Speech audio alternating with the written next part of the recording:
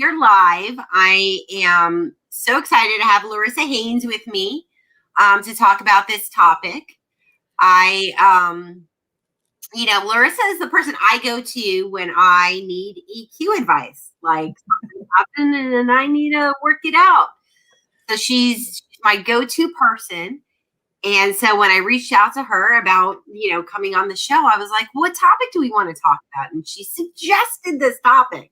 And I was like, this is absolutely perfect. So Larissa, why don't you tell everyone about yourself in case someone doesn't know you and how amazing you are? Oh, thanks. Hello, I am Larissa Haynes. I am an executive coach and leadership consultant. I do some talent optimization consulting too. Very fancy word to say that I work with the people parts of your business. So I love all things human behavior and team dynamics and all that kind of stuff. And EQ obviously sort of folds into all of that. I would say my obsession with sort of self-aware in my early teens, maybe. During the pandemic, went back and found a bunch of journals of self-awareness prompts from when I was 12 or 13. So I'm a total nerd for this stuff, and I'm super psyched to be here to talk about it. Well, and thank you for joining me. We've got G joining us. Yay. Hey, gorgeous lady. So happy to see her. We've got Catherine over here who is live with us. Yay. So that's amazing. When you suggested this topic, I thought, I try to bring topics to the sales community that we don't typically talk about. And it reminded me that in many cases with sales leadership, there's a tendency to promote the best rep. Yep. And they may have not received a lot of training and may not necessarily know all the right things to do. But as a contributor, you still have to figure out how to work, how to work with your new manager, how to understand how they like to work, and how to support them in a way that allows you to be productive as well as them, right? Yeah. And so I thought this was a really important topic to bring to the sales community. So thank you for that. Why did you suggest the topic? Well, I've too have been there. I have been and said, hey, Dan, what's up, buddy? Yay, it's so many fun people today. I mean, A, I've been there, and B, I've worked with enough organizations where I've seen it play out. And it's really hard when you're doing everything that you know what to do and it's still not working. And you just still know that there's something off. And it's not like you hate your manager or you hate your job. It's just that something's not clicking and you can't figure it out. So one way that I've kind of worked with it myself and now teach other people to do is through kind of what I call radical self-awareness, right? So knowing exactly who you are and what you need, it becomes easier to ask for it. It becomes easier to ask for what you need once you're clear on it. So the second layer to that is really knowing your boss too, right? Because EQ isn't just self-awareness. That's sort of the big first chunk, right? And then the next is self-management, and then there's social awareness, and then relationship management. So we're kind of working way over in the far end of EQ here. But when you can start to understand yourself and then understand how that impacts other people and then what they need, that's when you can create that empathy in that social awareness to really impact the relationship. So if you're the kind of rep who is feeling like you just don't have enough structure, right? So maybe for you, you feel like you're doing well, you're not getting a ton of feedback, or at least structured feedback, and you're not really sure where you are and you need a little bit more of that. Knowing that about yourself, it's not enough to just go to your boss and be like, hey, can I have this? Know if you're self-awareness is a journey for sure, girl. Yes, it is. I'm decades in and it's still not even close. It is ever evolving, right? It's just well, and once you see one part, you get to know that, and then there's 17 layers underneath there to go. Yeah. So, but yeah, so if you know you need this particular thing, knowing, hey, you know what? My boss is someone who doesn't actually thrive when there's a lot of structure. Like I've noticed that he's someone who kind of pushes structure off or pushes details off, right? Doesn't really give anybody feedback. So creating a way for him to be able to give you what you need is part of that managing up as well.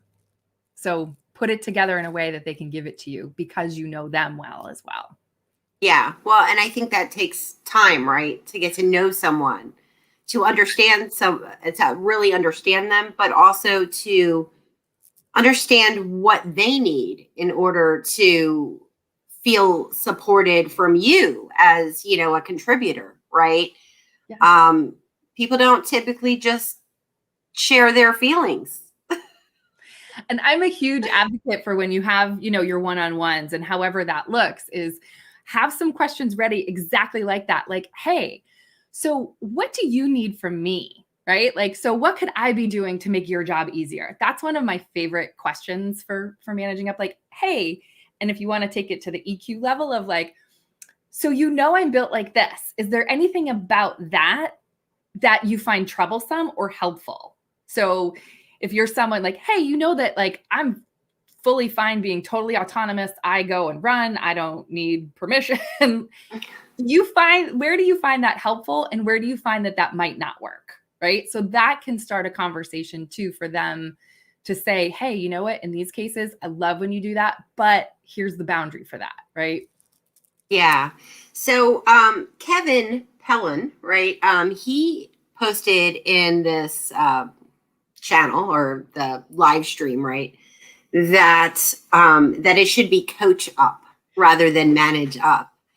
And so I was curious about your thoughts on that. We spoke a little bit about it, but yeah, I love where you're coming from with that, because I really love that people are trying to think of relationships as a coaching thing, because I think people really think of it as more, dynamic.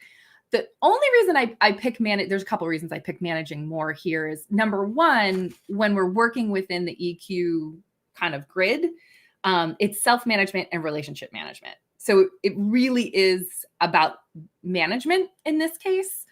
And then secondly, when we're talking about coaching and true coaching, right? So the kind of coaching you get trained in coaching school, it's really about the coachee. It's not about the coach at all. So me as a coach, if you come to me, we're going to focus on drawing out of you the things that you need to see, right? A coaching relationship really isn't like a mentor relationship or even a consulting relationship. So in this case, the only reason I don't like the word coach is that you're not trying to coach your boss. Your boss, is, right? Like they may be there to coach you, but you're not there to coach your boss. No. At all. So someone else is totally coaching them, hopefully. Yeah, right? hopefully. Like maybe not. If not, okay. So that's the only reason I would stay away maybe from that language here. Yeah. Yeah. So we have a comment here from Monica. Oh my gosh, Monica. We go way back. So thank you so much for showing up today. That's amazing. We noticed we have a couple people here in the feed that I don't know. So you're new to me, Monica. And so I appreciate you dropping in. So true. I keep telling myself to have patience too. So hard sometimes. And I agree with that. That self-awareness, right? It being a journey. And I'm learning new things about myself all the time. I learned some new things just last week. So it's good to know, I think, that to have a little patience with yourself and compassion for yourself, and realize that if you're trying to be compassionate to others, that you will also learn and grow as you go. And that's, for me, the whole idea of self-awareness, it also comes with self-compassion, right? So not only are you learning these things about yourself, because as you're on the journey, you're going to bump into something where you're like, oh, holy crap. Like, I do not like that about myself at all. Like, I would prefer to run away from that. But if you can get into a place where you can accept that piece of you and integrate that piece of you, you get to then have a lot of compassion for that part of yourself. And that spills over onto everybody else. Whether it's the exact same thing, you then know, like, hey, that thing in that person, like, not everything about me is great too. Like, I'm a total pain in the butt a lot of the time. I get it. So we can then have a little bit more space to have empathy and compassion for other people when they're pissing us off. Yeah. So Heidi shared something here. Enneagram has really helped me understand that what I need from my manager and what my manager needs from me, as well as my peers. Yeah. So Enneagram is a great tool. Mhm. It's not one I use. It's not one I use, but I think most of you all know I'm a huge advocate for behavioral assessments. But on top of that, and most specifically, is I'm a huge fan of having a professional help you learn how to use them. Like, if you're just getting a report, that's a great start. And then the next level would be to kind of have someone help dig in with you on it. Yeah, to understand all of the various personalities and how they interact with each other and how to bring everyone's best selves to the table, right? Because it's, we talk a lot now about culture and, bringing your whole self to work, right? And there's been some debate whether it's your best self, your whole self, or whatever. But I think it's, when you look at your whole self, how do you want to show up for your peers, for your boss? What do you think about that? So we have a little in my trainings, it's head, heart, briefcase, and then I add the trash bag or the luggage. Okay. So what we bring to work, right? We bring our values, we bring our experience, right? We bring our personalities, we bring our intelligence, we bring all of that, but we also bring our junk. And I think that's an important part to remember. So, like, one of my missions is to make work human. And in that is, you got to understand that people are dealing with way more than what you see on the surface. And they're dealing with it in a way that you may not understand. So if your boss is feeling kind of standoffish and withholding, it's possible that there's some crazy thing going on in the background of your company that you don't know and he can't tell you. And he's got massive anxiety about it because he's usually really transparent and wants to share it with you and now can't, right? And how often we run into people who are very private naturally. So they're naturally built to kind of be more private. So they keep their home life things to themselves. But then that can impact how they're working with other people because they're not recognizing that whatever's happening at home, like a parent dying or a sick child, you don't have enough energy left to be nice to everybody at work. So I think our whole selves come to work, however we want to define it, it's showing up, whatever you're going to do, keep out somewhere. Yeah, no, that's very true. So Quentin says, I agree, which builds better managing relationships. Yeah. Yeah. And Jonathan is joining us. So that's amazing. Yeah. I think Quentin's remark was about the assessments too, of like understanding them and going back to have someone help you understand. Yeah. And then Heidi says, I think it's really important to understand how your manager reacts to stress. I 100% agree with that. I can tell when they're acting in stress versus how they act normally. So I do not give them a little grace in that moment. I think that's amazing, Heidi. Yeah. Okay. I need to be friends with Heidi because I adore you already. Yeah. And it's so funny because even that language is language I use. So in team sessions, I have this little, my hands don't work in this, it's all backwards, but a little chart where, one axis is complexity, right? So how kind of complex things are, and the other one is time. And as we're working and things get more complex and the time's running out, we have less ability for what we call our adaptive behaviors. And so our adaptive behaviors are the ones that we grew as muscles. They may not be natural to us, but as grownups, we've learned how to play nice in the sandbox. As that stress and pressure comes in, those are less available to us.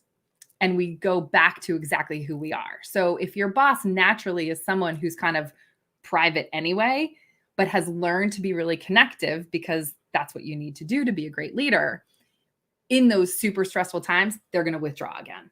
And it has nothing to do with you. So I loved her language of giving them some grace in those moments to understand that like people are people, you know, and really using some sort of assessment to help you understand A, how does stress and pressure affect them? And B, where do they snap back to when it does? So let's say someone has a new leader, right? And they're just trying to figure it out. What tips or suggestions would you give them to sort of feel their way out and determine how best to move forward? Yeah, this is probably the answer I will give to like almost every question ever asked is get curious. And curiosity can hands down be your best friend when there's uncertainty. So, and that's it. You're nervous, you want to do well, but there's a lot of uncertainty there. So I would, and when you're asking questions from a place of curiosity rather than information seeking, and it's a little bit different, right? You're just super curious about how they work. So I would sit down and have a conversation with them and get those curiosity questions and kind of putting them, and you guys are all salespeople, you know how to do investigative questioning with the softening, right? So share with me, right? Yeah. Like, you know, tell me a story about, and I would get them storytelling about, hey, so tell me a story about like, who has been the best person that you've had work for you? What about them did you love? How did that relationship work for you guys, right? So you can kind of start to understand sort of who they are and how you fit into that. Well, I think that's amazing advice. So, Larissa, you've been on, you've joined me before, right? You popped in as a special guest, right? And so we have a surprise guest today as well. Fun. So I am so pleased to welcome to our conversation, G. Awesome. Well, you are always a welcome. Hey, ladies. Oh my Hello. gosh. Hi. Oh my gosh. I am so thrilled to be here with both of you on this show. When I saw it pop up this morning, I thought I've got to catch it. And of course, special guest makes my heart swell right now and my spirit soar. So you both are amazing. And I was just thinking of a few things and just how I had connected with both of you through Clubhouse recently. And I'm so happy to be here. So how are you guys doing? Yay. Good. Our discussion. Yeah. So I'm so glad you can join us because, you know, she commented on the post and I'm like, hey, do you want to be a surprise guest? And she's like, yeah. So thank you so much for doing that. Like totally like last minute, right? But I really appreciate it. I love how, that Clubhouse has allowed us to meet people that we may have not met otherwise. So that's awesome. Yeah. I hosted my first room and I was like, I think I need a co-host. And I met G like, I don't know, a week before that tops. And I was like, hey girl, you want to host like my birthday party on Clubhouse with me? And we had this super fun conversation about like, what do we do to keep authentic positivity alive in our lives? It was such a fun night. So yeah. Yeah, I remember that. I dropped by for that conversation too. So that's right. Yeah.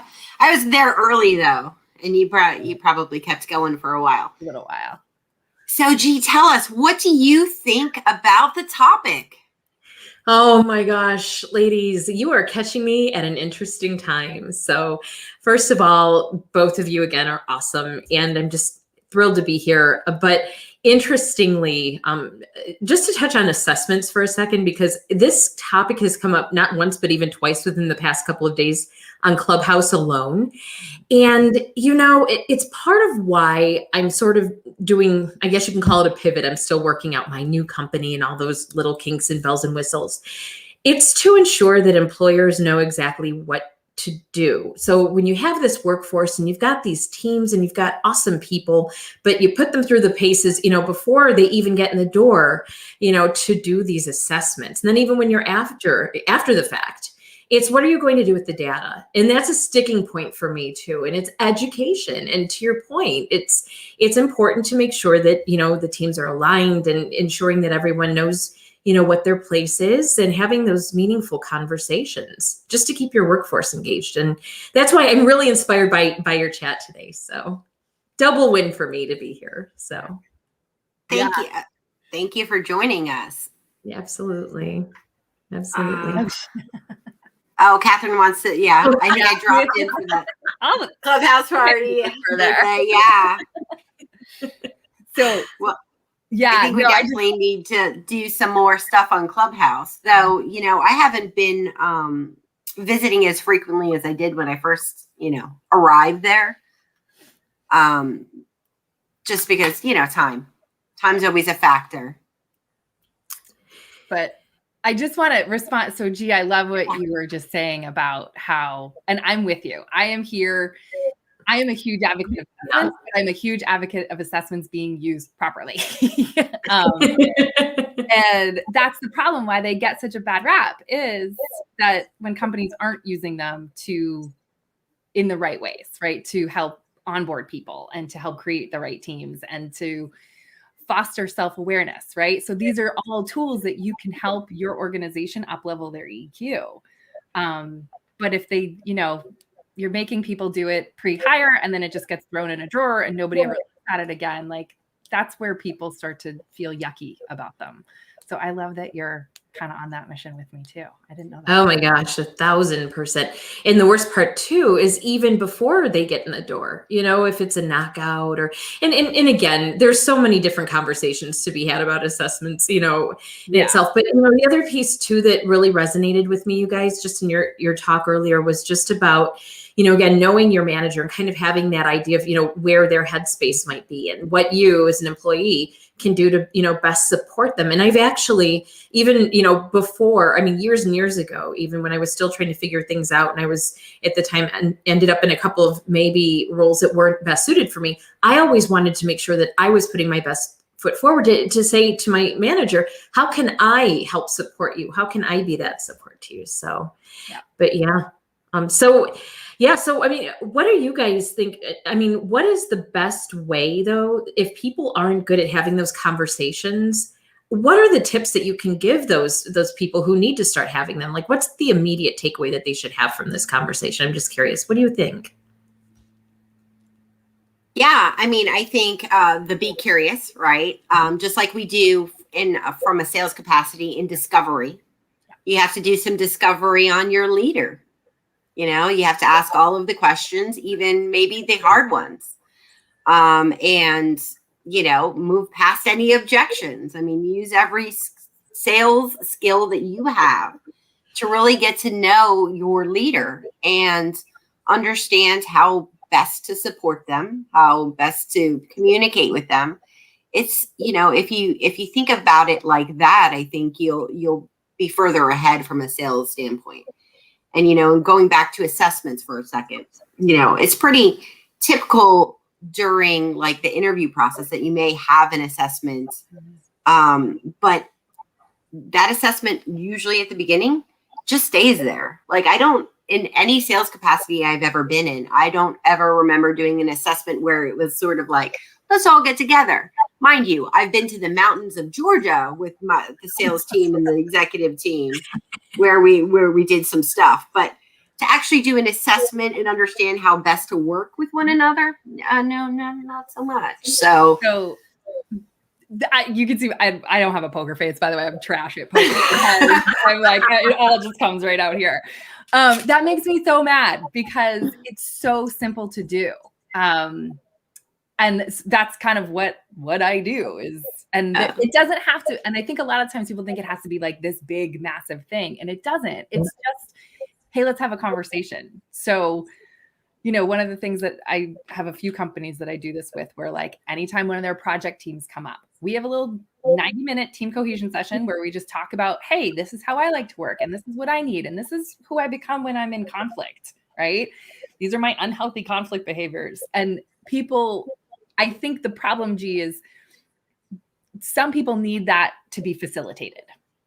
And so I think some people are naturally going to be able to be that curiosity. And in sales, that's pretty much easier to do. But when you're trying to kind of bring sales and ops together and get people to sort of see the other sides, right? Or you're brand new, or we're talking about different departments, whether it's someone from HR, whether it's the manager, or whether it's an outside consultant, I think having a group facilitated discussion where, Jonathan, I was like, this one's for you. I think this is a great way, like, have a conversation where you've got 12 bullets on the board, right? That kind of range all over of what people's needs are. And I'm more than happy to share one that I have with you guys if you want, where it's just like, hey, pick one or two of these that describes what you need to feel really supported at work. And then you just go around the room and have people share it and say, okay, great. So how does it impact our daily work, right? How's it going to impact this client? Okay, you two, you love selling and you hate being sold, right? That happens a lot. So some sort of activity, even, especially if you're using assessments, you've got to do something like that. And even if you're not, you can do something very similar to that anytime a new person comes on the team. Sorry. Yeah, so I think those are definitely some excellent points. And so I think you mostly answered Jonathan's question here about, a structure to find out how best to support all of the team members, right? And maybe create that bulleted list as a team. Like, how do you want to be supported? Yeah. Is there anything else that you would recommend for like a startup where there was no official assessment process in place or anything else? Startups are fun. They're a sweet spot for me too, because y'all are moving, Mach 10 with your hair on fire and everyone's super like, they tend to attract very predictable behavioral patterns. I think the one thing, the key in here is structure.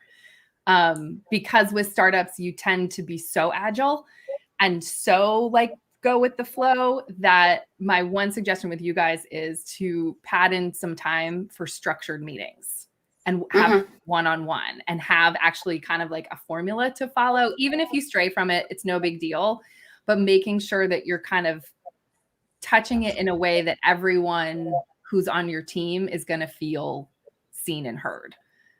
Because people do fall through the cracks because you're moving so fast with startups. That's an excellent point. Do you have, can you give us an idea of what that structure might look like? Yeah. And that's the thing is you've got to kind of work it with what your company speed is, right? And what the appetite for it is. So whether they're monthly one-on-ones, I think a weekly shorter one is a better idea, especially when you're moving that fast. And you may even decide like daily 10 minutes. Where, and here's the other part is like, don't skip the stuff you don't like. Right? It's a real easy one for everyone to do, because here's the deal. The loudest voices in the room will usually be the ones that want to skip over stuff they don't like. And the quietest voices in the room are the ones who's the stuff you're skipping over.